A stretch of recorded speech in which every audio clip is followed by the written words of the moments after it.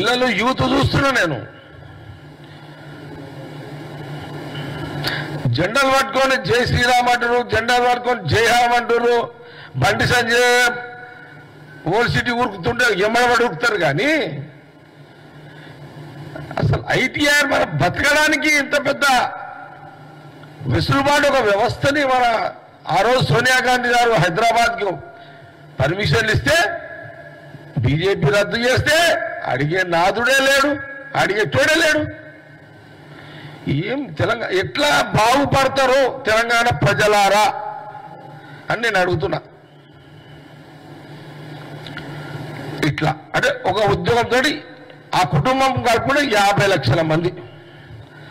అచ్చా, నెలకు జీతం వచ్చిన వ్యక్తి ఏం చేస్తాడు? కుల వృత్తిలో కూడా బతుకుతాడు. దాని మీద కుల వృత్తిలో ఎవరు?